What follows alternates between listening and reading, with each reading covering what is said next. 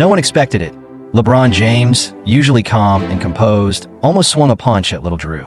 So what really happened that made LeBron this furious? To find the answer, we have to go back to the 2002 Ohio State Championship game. In the final moments, a technical foul committed by little Drew crushed St. Vincent St. Mary's last hope of a comeback. And for the chosen one, LeBron James, it was his first real taste of failure. After the game, the whole team sat together in silence inside the locker room. Everyone made the same promise. Next season, St. Vincent St. Mary will not lose a single game. And that's when everything changed. Heading into their senior year, the team dove into brutal training. LeBron began to grow into the true leader of that locker room. When the new season arrived, they were tighter, tougher, and more united than ever. But when the national rankings came out, St. Vincent St. Mary was placed only 23rd. That disrespect lit a fire inside LeBron. Game 1 of the season was set against the #1 team in the country, Oak Hill Academy. People thought it'd be a war. It wasn't. LeBron gave them no chance. Fast break dunk after fast break dunk. The game was over before it even started. St. Vincent St. Mary won by 20, and the legend of senior year LeBron officially began. That season, he evolved again, averaging 30.4 points, 9.7 rebounds, and 4.9 assists, leading his team to an undefeated record and the #1 ranking in America. But just when the school was celebrating, everything flipped overnight. A report broke. LeBron James received improper benefits. A $50,000 Hummer was spotted at his home. For a kid who grew up in poverty, the media smelled blood. An investigation revealed the car was legally purchased through a loan by his mother, Gloria.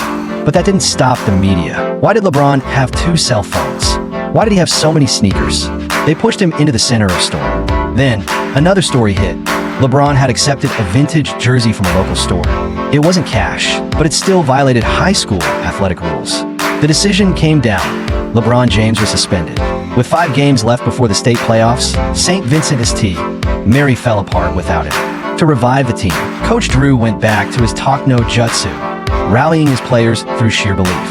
In the state semifinals, they survived by a single point. LeBron appealed the suspension, and the ruling was eventually overturned. St. Vincent St. Mary's starting 5 reunited just in time for the state championship. It was LeBron's final high school game, his last dance. From the opening tip, LeBron set the tone with a thunderous dunk. But their opponent, Alter High School, came prepared.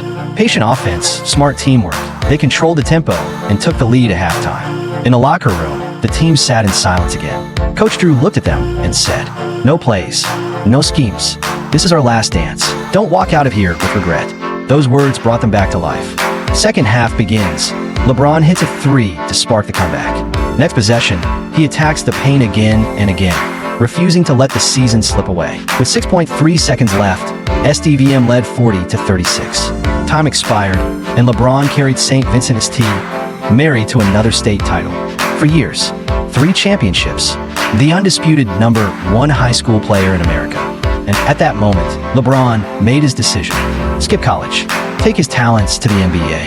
And just like that, the LeBron James era was ready to begin. Imagine the frenzy to land LeBron James in 2003. After leading St. Mary's High to their 3rd state championship, LeBron announced to the media that he would forego college and take his talent straight to the NBA. Instantly, the news shook the entire league. At that point, one high school player had already proven he could compete at the highest level, Kobe Bryant. Teams scrambled to secure the next generational talent, and none went further than the Cleveland Cavaliers. To guarantee they lost enough games to get a top pick, the Cavaliers emptied their roster, parting with stars like Andre Miller and Wesley Person. Late in the season, head coach John Lucas was even fired for winning a game, an unforgivable mistake in the front office's eyes. By season's end, Cleveland had posted a record 17-65, the worst in franchise history. The Denver Nuggets weren't far behind with the same abysmal record. When the 2003 NBA draft lottery rolled around, luck was on Cleveland's side. With just a 22.5% chance, they won the #1 pick. Asked who they'd select, the Cavaliers owner feigned ignorance, joking about Carmelo Anthony from Syracuse. But everyone knew the real answer already. Draft day at Madison Square Garden brought together the best young talent of a generation. Carmelo Anthony, Chris Bosh, Dwayne Wade. But the brightest star wasn't in red or blue. It was LeBron James, clad in white. And, unsurprisingly, LeBron went first overall to Cleveland. Yet the Cavaliers were still a bottom-dwelling team. Their only veteran leader, Richie Davis, had never made an all-star team. Davis openly dismissed LeBron, claiming the team drafted him to assist me and privately treating LeBron like a gopher. But LeBron didn't complain. His NBA debut against the Sacramento Kings was nothing short of spectacular. He scored 20 points, grabbed 6 rebounds, and dished out 9 assists, 11 points more than Davis. For context, Kobe Bryant had scored 0 in his own debut. LeBron's performance instantly impressed the front office. Within 2 months, they traded Richie Davis to the Bucks, clearing the path for LeBron to shine.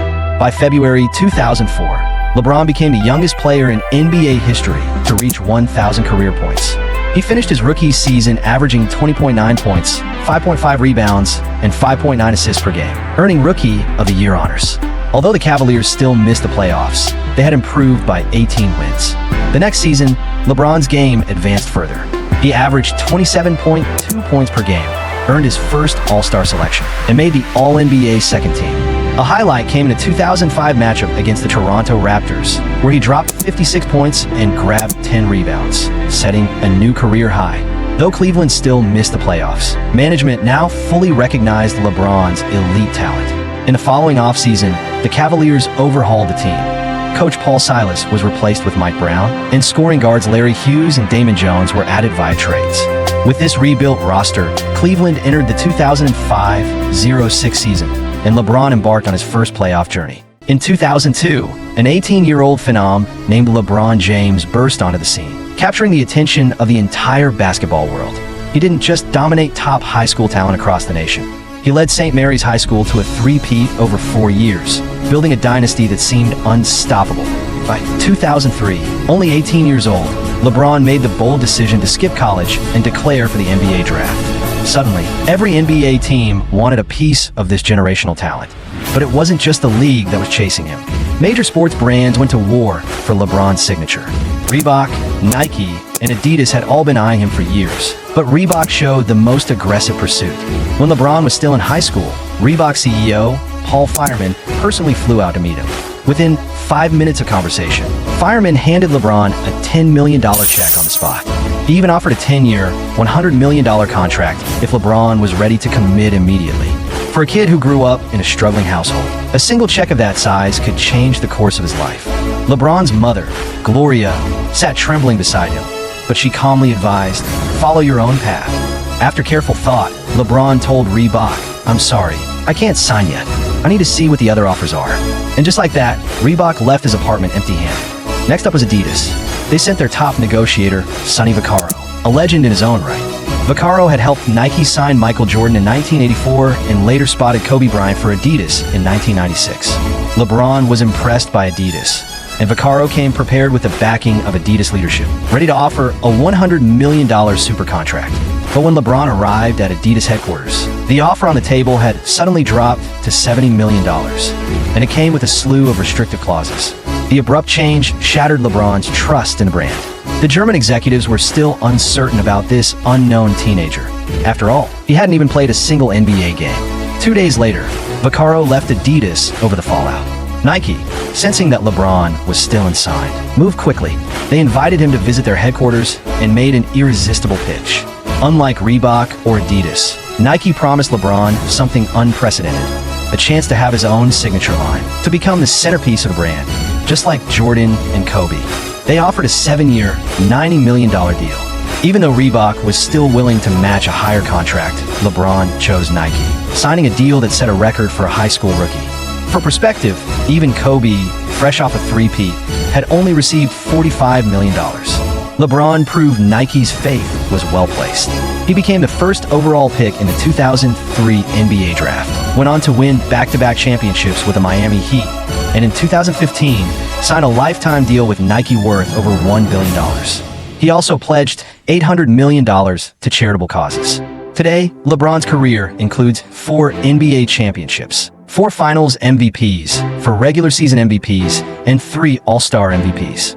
And yet, even as a seasoned veteran in his 40s, he's far from finished. Entering his 23rd NBA season, LeBron continues to write a legendary chapter in the story of basketball. No rookie in NBA history had ever done anything like this. In just his 3rd season, LeBron James led a perennial bottom dweller straight into the playoffs. After 2 years of seasoning, the 21-year-old was already flexing his muscles against the league's best. In the 2005-06 season, LeBron evolved again. His scoring average jumped from 27.2 points per game to 31.4, second only to Kobe Bryant. He also finished second in MVP voting, trailing only Steve Nash. By now, there was no doubt LeBron James had entered the ranks of true superstar players. By the latter half of the season, his popularity skyrocketed. He earned his first All-Star starting spot and even took home the All-Star Game MVP. Meanwhile, the Cavaliers finished 50-32, claiming fourth in the Eastern Conference, and made the playoffs for the first time in 8 years. But despite LeBron's rapid development, the team was far from elite. Newly acquired shooting guard Larry Hughes missed much of the season with a broken finger, playing only 36 games. The team's best scoring support came from center Zydrunas Ilgauskas, who averaged 15.6 points and 7.6 rebounds per game. In the first round, Cleveland faced the Washington Wizards, a team stacked with 3 stars. Before the series even started, the media had already written off the Cavaliers, assuming that a rookie-led LeBron would never get past the first round. Game 1 proved them all wrong. LeBron played 48 minutes of sheer domination, 32 points, 11 rebounds, and 11 assists, leading Cleveland to an 11-point win. But his show was far from over. In Game 3, he scored a game-high 41 points and capped it off with a clutch layup in the final seconds, giving Cleveland a 2-1 series lead. The series went back and forth, with each team taking on the next 2 games. By Game 6, it was an overtime thriller.